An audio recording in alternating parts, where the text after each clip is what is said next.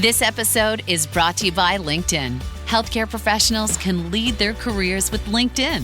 Discover jobs by specialty, preferred shifts, and even desired salary. From mental health therapists to radiology technicians, it's now faster and easier for healthcare professionals to find the right fit.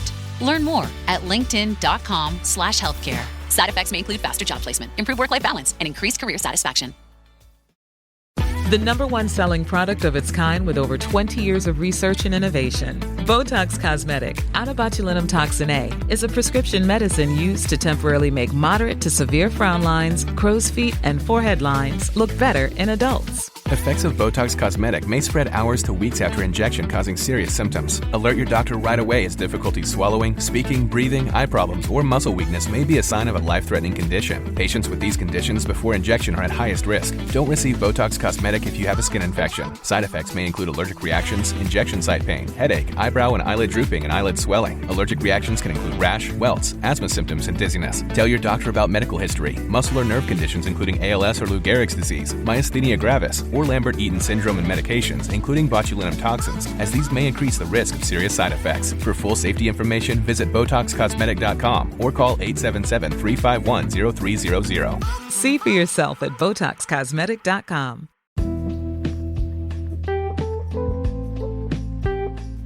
Si todos somos seres humanos, ¿por qué el alcohol nos afecta diferente a distintas personas en distintas partes del mundo? Aquí la explicación según el libro Borracho de Edward Slingerland.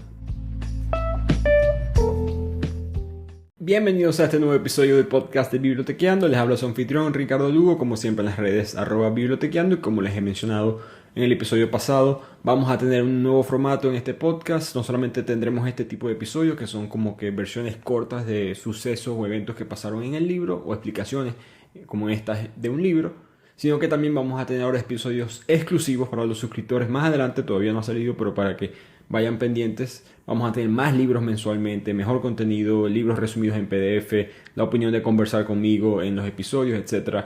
Eso va a venir más adelante, pero para que todos estén al tanto. En cuanto a este libro, los que se recuerdan, este fue nuestro episodio 14 en el podcast, donde resumimos la historia del alcohol. El argumento o digamos lo único de este libro no es tanto que cuenta la historia del alcohol, muchos otros libros hacen eso, sino que Edward Slingerland analiza la civilización. Recordemos que éramos nómadas, pasamos a vivir en la civilización hace 12.000 años, y él se da cuenta que hay cierta evidencia que apunta a que quizás el alcohol nos dio la civilización, de que el alcohol fue lo que nos unió. Lo primero que sembramos en verdad no fue trigo para comer, sino probablemente para estas fiestas, celebraciones, rituales, sembrábamos cebada para poder crear alcohol. Entonces la pregunta que se hace el autor es que si hemos estado consumiendo alcohol desde hace tanto tiempo, ¿por qué no hemos podido combatir el principal enemigo nuestro del alcohol, que es el alcoholismo? Porque es que nuestro cuerpo no ha evolucionado para combatir el alcoholismo, y más interesante aún, porque ciertas regiones del mundo, en este caso Europa, tienen mayor tasa de alcoholismo que el resto del mundo o que otras regiones específicamente. Entonces eso es lo que vamos a analizar aquí en este episodio. Entonces el autor nos explica por qué es que tomamos alcohol. La primera razón es evolutiva. Básicamente nosotros, los seres humanos, cuando éramos todavía simios, monos, primates, una versión más primitiva del ser humano, teníamos un componente que todavía tenemos, que es una variante llamada ADH4, que es una enzima, que es una línea de defensa en contra del alcohol, ya que descompone rápidamente al alcohol, el etanol técnicamente, en sustancias químicas que el cuerpo puede usar o eliminar fácilmente. La razón por la cual evolucionamos esta variante era para poder consumir fruta, porque la fruta se cae de los árboles y cuando se madura en extremo se genera el alcohol, ¿no? Que es parte de la fermentación y todo esto. Pero básicamente esas moléculas de alcohol empezaron a convertirse en una señal de alimentos de alta calidad, porque tenían muchas calorías. De hecho, el alcohol tiene un bastante aporte calórico, por lo tanto las versiones más primitivas del ser humano sabían que algo que tuviera alcohol, que estuviera madurado, era bueno, porque 1 gramo de alcohol tiene 7 calorías, comparados por ejemplo con 4 calorías de 1 gramo de proteína. Por lo tanto, consumir alcohol empezó a significar consumir calorías. Y el segundo beneficio evolutivo es su cualidad desinfectante. Poco a poco nos dimos cuenta, por ejemplo, hoy en día todavía es recomendable que si vas a comer sushi de verdad, no el de ahora que comemos plátano frito, el sushi de verdad, cuando es el pescado crudo, es recomendable tomar alcohol con sushi. Siempre lo ha sido en la cultura japonesa porque eso tiene antimicrobios y antiparásitos que pueden purificar la comida que normalmente se consumía cruda en nuestros ancestros. Entonces esas son las dos principales razones biológicas por las cuales empezamos a consumir y a crear defensas en contra del alcohol.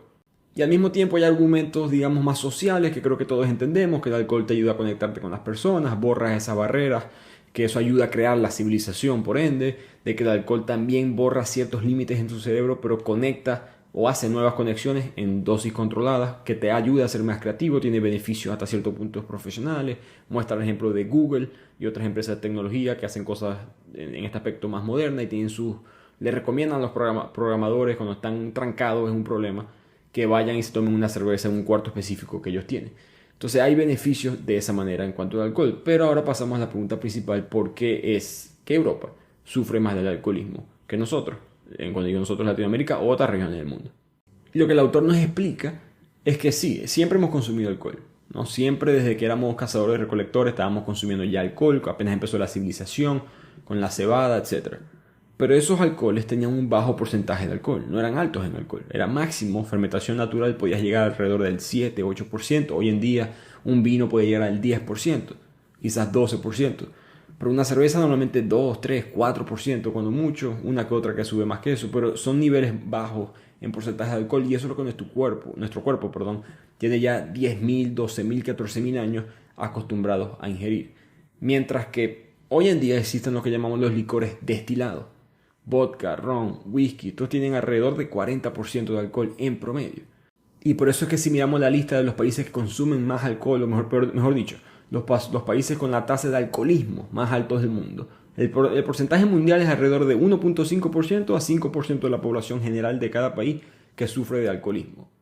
Miren el porcentaje en estos países: Eslovaquia 12%, Estonia 12%, Polonia 13%, Estados Unidos 14%, Eslovenia 14%, Latvia 15%, Bielorrusia 19%, Rusia 21%, Hungría, que es el máximo, 21.2%.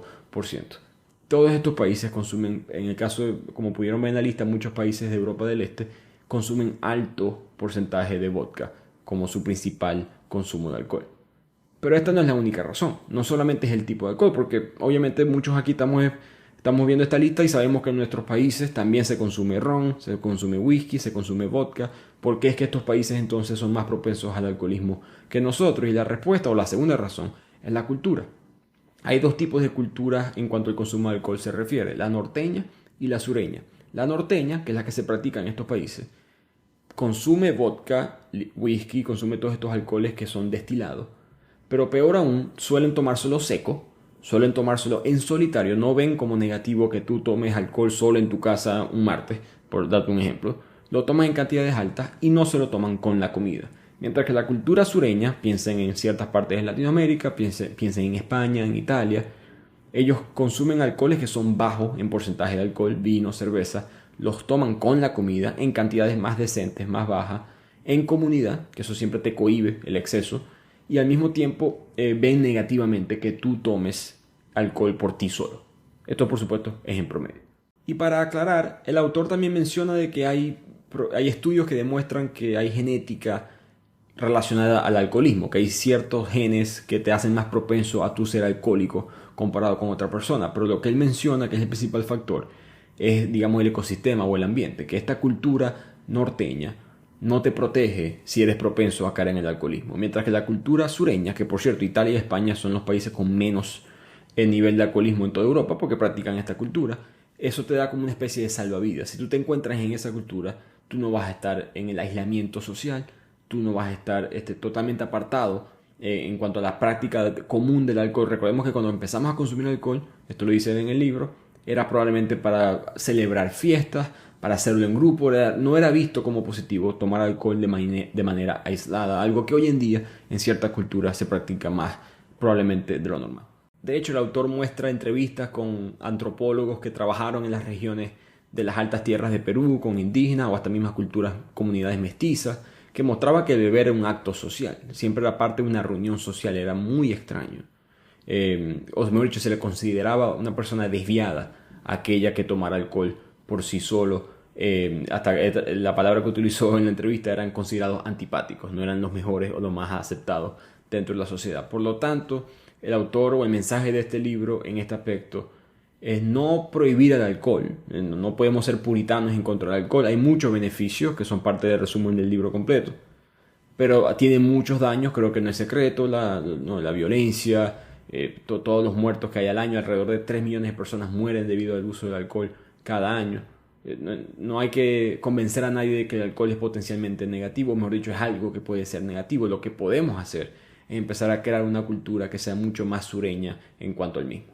Así que la conclusión de este corto resumen es que la cultura en cómo se consume el alcohol, combinado con que nuestro cuerpo no está preparado evolutivamente para consumir estos licores destilados que son tan fuertes en alcohol, es lo que hace que cierta cultura, en este caso la europea, y la europea principalmente Europa del Este, la norteña, o la nórdica mejor dicho, y ciertas partes de lo que consideramos las islas británicas, hoy en día sufren mucho más del alcoholismo que otras partes del mundo.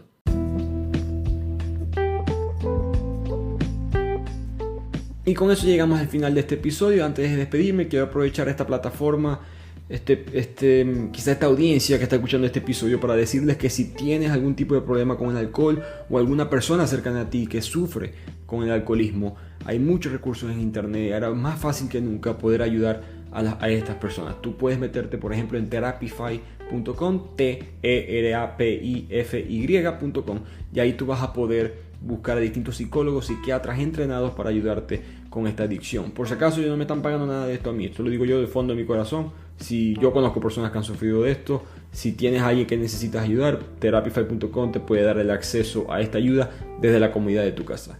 Así que espero que hayan disfrutado de este resumen y nos vemos la próxima semana en otro episodio de Bibliotequeando.